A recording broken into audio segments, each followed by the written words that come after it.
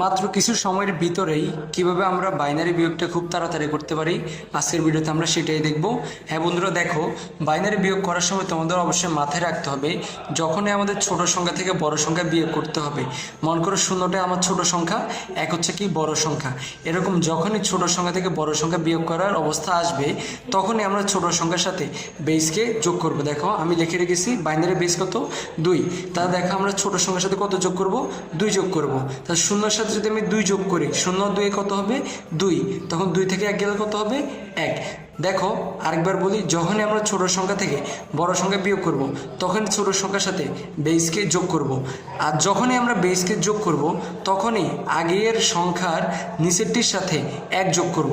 আরেকবার বলি, যখন আমরা ছোট সংখ্যা থেকে বড় সংখ্যা বিয়োগ করব তখন আমরা ছোট সংখ্যার সাথে বেসকে যোগ করব এবং তার আগেরটার নিচেরটার সাথে 1 যোগ করব। তাহলে দেখো শূন্যের সাথে 1 যোগ করলে কত 1, 1 থেকে 1 গেলে কত 0।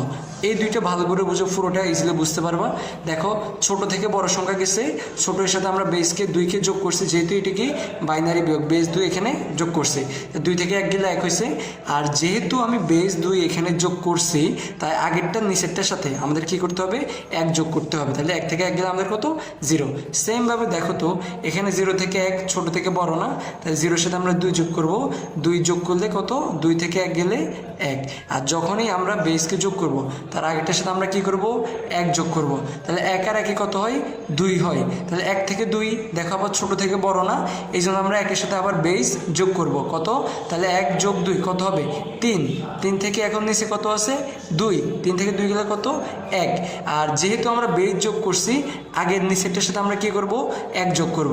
আর 1 থেকে 1 গেলে কত 0। পুরোটা ভাই আরেকবার বলি, বাইনারি বিয়োগে আমাদের কি করতে হবে, যখনই ছোট থেকে বড় সংখ্যা বিয়োগ করব তখনই ছোট সংখ্যার সাথে বেসকে যোগ করতে হবে। তাহলে দেখো শূন্যের সাথে যখনই বেসকে যোগ করব আগের ঘরের নিচেটার সাথে কত যোগ করব 1 যোগ করব। দেখো 2 যোগ করছি, 2 থেকে 1 গেলে 1, যেহেতু 2 যোগ করছি আগেরটা নিচের সাথে 1 যোগ করছি, 1 থেকে 1 গেলে 0, 0 থেকে 1 তাই আবার 2 যোগ করছি, 2 থেকে 1 গেলে কত 1, আগেরটার সাথে 1 যোগ করছি, এখানে কত হয় 2, 1 থেকে তো 2 যাবে না তাই 1-এর সাথে আমরা 2 বেসকে যোগ করছি, আবার 2 থেকে আমাদের কত তোমার এই যে 2 যোগ করছি, এই জন্য 3 হয়েছে উপরে, 3 থেকে 2 গেলে কত হয়েছে 1 হয়েছে। আর আগেরটার সাথে 1 যোগ করছি, 1 থেকে 1 গেলে কত হয়েছে 0 হয়েছে।